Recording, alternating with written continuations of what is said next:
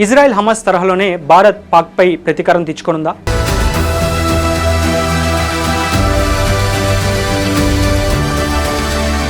అంటే అవునని అనిపిస్తోంది. 2023 అక్టోబర్ 7న హమాస్ ఉగ్రవాదులు ఇజ్రాయెల్లోని ఒక కన్సర్ట్పై దాడి చేసి 1200 మందిని చంపేశారు.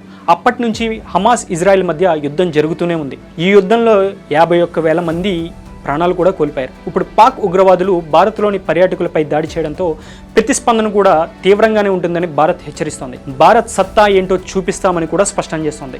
దీంతో త్వరలోనే పాకిస్తాన్ ఉగ్రవాదులపై భారత్ ప్రతీకారం తీర్చుకోబోతోందా అని చర్చ అయితే మొదలైంది. 2023 అక్టోబర్ 7న ఇజ్రాయెల్పై హమాస్ ఉగ్రవాదులు దాడికి తెగబడ్డారు. ఈ ఈవెంట్లో పాల్గొన్న దాదాపు 1200 మందికి పైగా పర్యాటకులను కాల్చి చంపేయడంతో పాటు 250 మందిని బందీలుగా తీసుకెళ్లిపోయారు. అప్పటి నుంచి ఇజ్రాయెల్ హమాస్ ఏరివేతే లక్ష్యంగా పాలస్తీనాపై దాడులు చేస్తోంది. ఇజ్రాయెల్ దాడులతో గాజా నగరం పూర్తిగా ధ్వంసమైంది. కనీసం మౌలిక వసతులు కూడా లేక అక్కడ ప్రజలు అల్లాడుతున్నారు. అయితే ఇప్పుడు అదే పరిస్థితి భారత్ పాకిస్తాన్ మధ్య రానుందా అనే అనుమానాలు కూడా వ్యక్తమవుతున్నాయి. భారత్ పాకిస్తాన్ మధ్య జమ్మూ కాశ్మీర్ వివాదం కొన్ని సంవత్సరాలుగా నడుస్తూనే ఉంది. కశ్మీర్ తమలో భాగమంటూ పాకిస్తాన్ పదే వాదిస్తుంది. కానీ భారత ప్రభుత్వం మాత్రం కశ్మీర్ను వదులుకునేందుకు సిద్ధంగా లేదు. దీంతో పాక్ ఆక్రమిత కాశ్మీర్లో ఉగ్రవాదులు తిష్టవేశారు. ప్రస్తుతం పాక్ ఆక్రమిత కాశ్మీర్లో 110 నుంచి 125 మంది వరకు టెర్రరిస్టులు ఉన్నట్టు అనుమానిస్తున్నారు. 42 లాంచ్ ప్యాడ్లు కూడా పీవీకేలో ఉన్నట్టు తెలుస్తోంది. ఉత్తర కాశ్మీర్లో 35 మంది, జమ్మూలో 100 మంది వరకు ఉగ్రవాదులు యాక్టివ్గా ఉన్నట్టు కూడా భారత ప్రభుత్వం అనుమానిస్తోంది.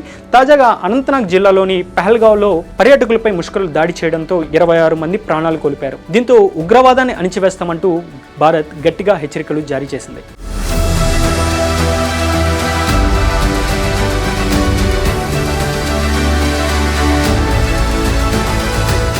పహల్గావ్లోని పర్యాటక ప్రాంతంలోకి చొరబడ్డ ఉగ్రవాదులు కాల్పులకు తెగబడ్డారు. దీంతో ఒక్కసారిగా ఆ ప్రాంతమంతా భయానక వాతావరణాన్ని నెలకొంది. ఈ దాడికి పాల్పడిన వారు ఎక్కడ నక్కినా వారిని అంతమొందిస్తామని భారత్ హెచ్చరిస్తోంది. మరోవైపు ఈ దాడుల వెనుక పాకిస్తాన్ హస్తం ఉన్నట్టు కూడా అనుమానిస్తున్నారు. ఇటీవల పాక్ ఆర్మీ చీఫ్ మునీర్ చేసిన వ్యాఖ్యలు ఇందుకు ఆధారంగా చెప్తున్నారు.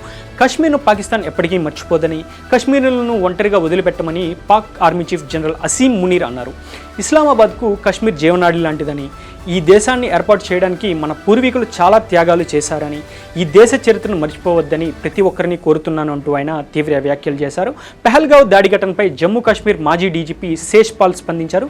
ఈ దాడి ఇజ్రాయెల్పై హమాస్ చేసిన దాడి తరహాలోనే ఉందన్నారు. 2 వారాల క్రితం పాక్ ఆర్మీ చీఫ్ అసీం మునీర్ భారత్పై చాలా అనుచిత వ్యాఖ్యలు చేశారని, అవేవే యాదృచ్ఛికంగా చేసిన మాటలు కావన్నారు.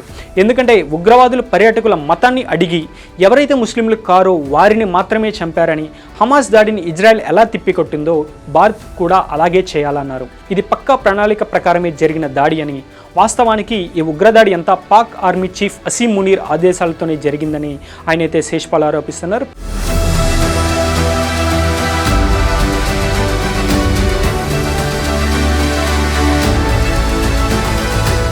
ప్రస్తుతం హమాస్ అంతమే లక్ష్యంగా ఇజ్రాయెల్ గాజాపై భీకర దాడులు చేస్తోంది. పాలస్తీనాలోని భూభాగాన్ని ఇజ్రాయెల్ ఆక్రమిస్తోంది. ఇప్పటికే సగానికి పైగా హమాస్ను రూపుమాపింది.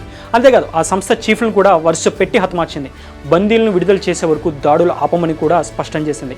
ప్రపంచ దేశాల నుంచి ఒత్తిడి వస్తున్నా ఇజ్రాయెల్ ఏమాత్రం వెనక్కి తగ్గకుండా దాడులు చేస్తుంది. ఇప్పుడు భారత్ కూడా పాకిస్తాన్లో ఉంటున్న ఉగ్రవాదులను తుడిచిపెట్టాలనే డిమాండ్లు పెరుగుతున్నాయి.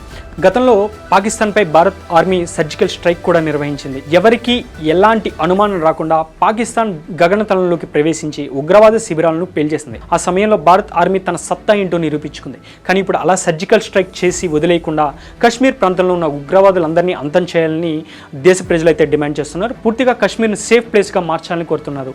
ఆర్టికల్ 370 రద్దు తర్వాత కశ్మీర్పై పాక్ పట్టు కోల్పోయింది. అయితే ఇప్పుడు ఉగ్రవాదులు మరోసారి రెచ్చిపోవడంతో భారత్ ధీటుగా సమాధానం చెప్పేందుకు సిద్ధమవుతోంది. త్వరలోనే ఉగ్రవాదులకు తగిన బుద్ధి చెప్తామని, భారత్ నుంచి ప్రతిచర్య ఎలా ఉంటుందో త్వరలో ప్రపంచం మొత్తం చూడబోతోందని భారత రక్షణ శాఖ మంత్రి రాజ్నాథ్ సింగ్ హెచ్చరించారు.